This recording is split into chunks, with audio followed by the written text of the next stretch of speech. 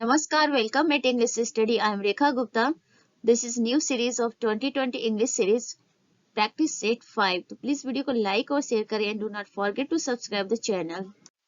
English Study channel free में एक better education provide करने की कोशिश कर रही है, तो प्लीज आप लोग मोटिवेट करते रहिए.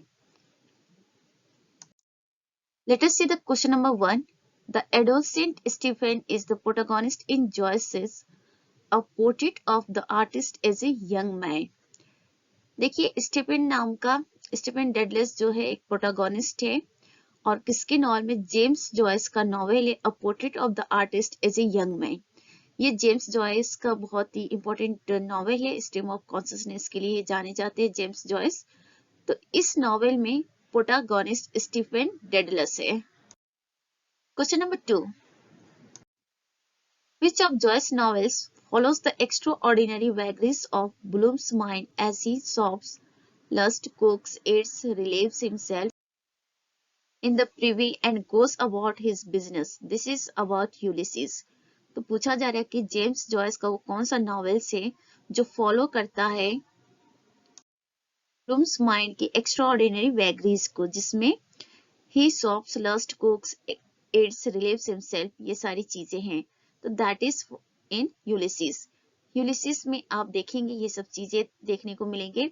और जेम्स जॉयस का यूलिसिस भी बहुत ही फेमस नॉवेल है. तो ये दोनों ही novel, a portrait of the artist as a young man and Ulysses, दोनों ही बहुत अच्छी नॉवेल है जेम्स जॉयस की और स्ट्रीम ऑफ कॉन्शियसनेस पे बेस्ड है.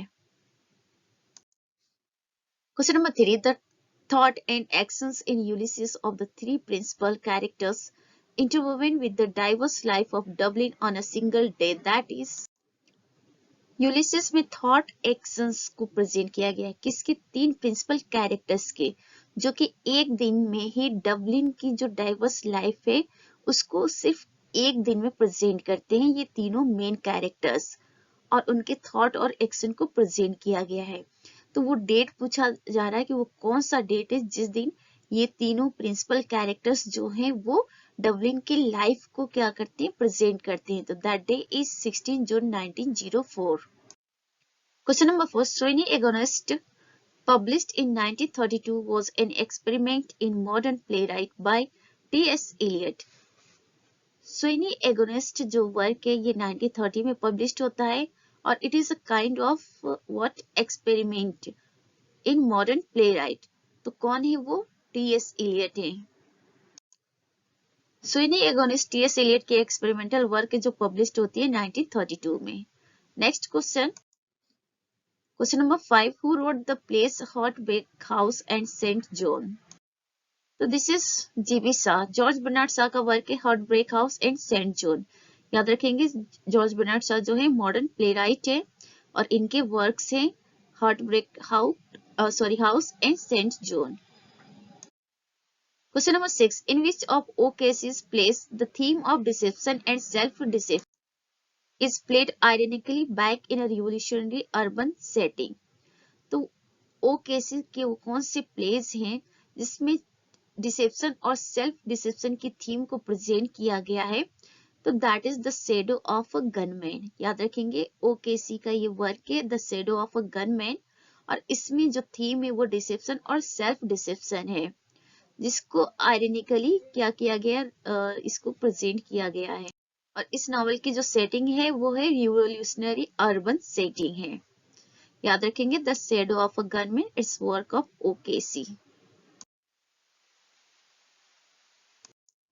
Next question. Who in the immediately post-war years achieved success with the Vortex, a high-flown exploration of the condition of a drug addict fomented by his slovenly mother's adulteries? Noel Coward. तो here's question that कि post war years में किसने बहुत ही अच्छी सफलता achieve की है अपने वर्क द वर्टेक्स के द्वारा, जिसमें उन्होंने प्रेजेंट किया है high floor exploration of the condition of a drug addict formatted by his स्लोवेनली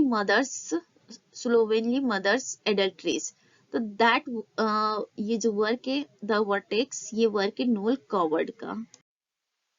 तो पोस्ट वॉर ईयर्स में नोल कॉवर्ड का वर्क आता है द वर्टेक्स, और इससे ये बहुत सफल भी हो जाते हैं। Question number 8, which of the following plays of Coward is a study of the miserable marriage of playwright and his novelist wife. Here is question from Noel Coward that कि वो कौन से प्लेस हैं। तो नोल कवर्ड के उस play का नाम बताना है जिसमें इन्होंने एक मिजरेबल मैरिज को प्रेजेंट किया है, और उस मिजरेबल मैरिज में कौन एक प्ले राइट है और उसकी नॉवेलिस्ट वाइफ है। तो that is the red trap. उस नॉवेल का नाम है द रेड ट्रैप, जो है नोल कवर्ड का, जिसमें इन्होंने मिजरेबल मैरिज को प्रेजेंट किया एक प्ले राइट और उसकी नॉवेलिस्ट वाइफ की। Question number 9, which are the novels written by Noel Coward. वो कौन सी नॉवेल्स है जिनको नोल कवर्ड ने लिखा है। Take a look on Noel Coward's some important novels, that is, The Vortex, Designed for Living, The Queen Was in the Parlor. एक बार और देखते हैं, The Vortex, Designed for Living, The Queen Was in the Parlor. ये known covered के important novels हैं. Next question, one of the plays of Noel Coward, written in 5 days in 1941, ran for 1997 performances in the West End of London as well as touring the provinces. Name the play. Blithe Spirit. Question पूछा गया है कि known covered का वो कौन सा play है जिसको इन्होंने जस्ट 5 डेज में लिखा था, 1941 में लिखा था, और इसके कितने परफॉर्मेंस हुए थे इस प्ले के, 1997 परफॉर्मेंस हुए थे, और सिर्फ 5 दिनों में इन्होंने लिखा था।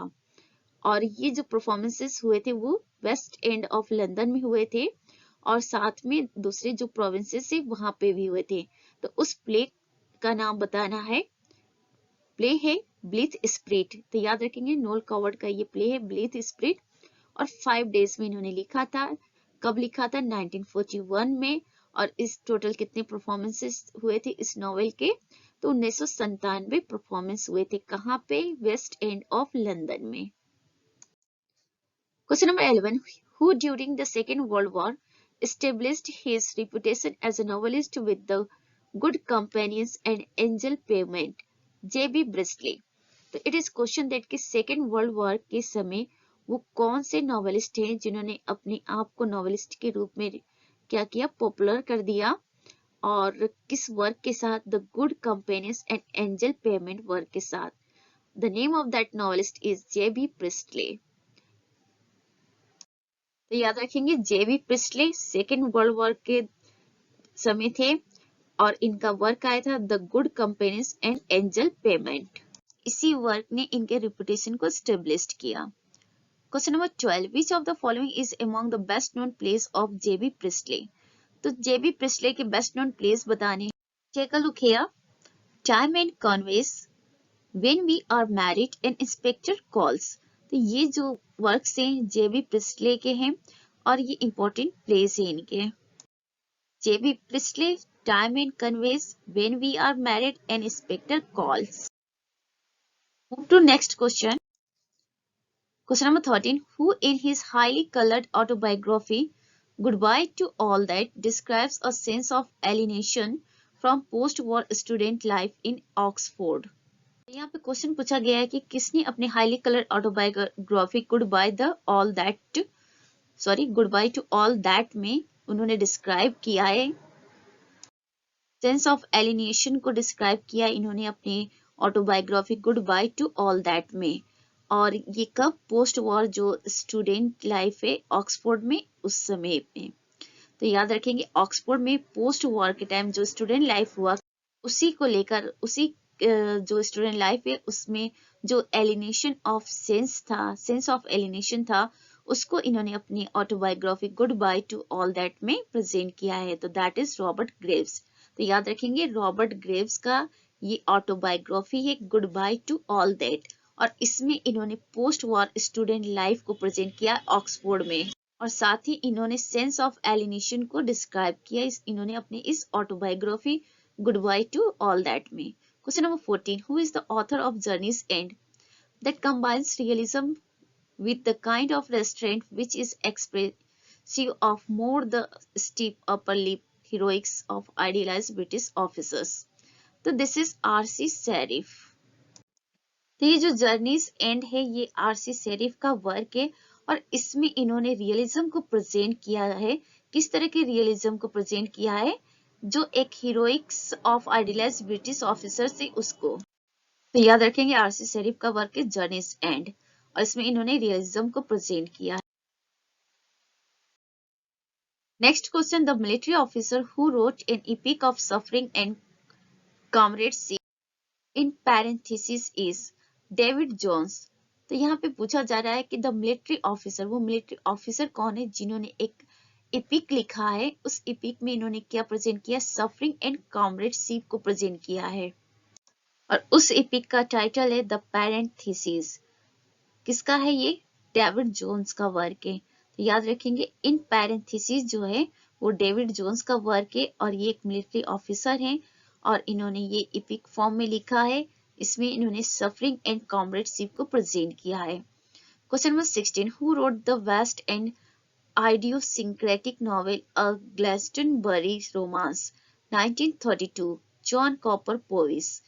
तो यहाँ पे क्वेश्चन पूछा जा रहा है कि किन्होंने ग्लॉस्टनबरी रोमांस लिखा है, जो कि एक तरह का वेस्ट एंड आइडियोसिंक्रेटिक नॉवेल है, और ये पब्लिश होता है 1932 में। तो ऑथर है जॉन कॉपर पोविस, और वर्क है अ ग्लॉस्टनबरी रोमांस 1932 में पब्लिश होता है। किस तरह का नॉवेल है? West end idiosyncratic.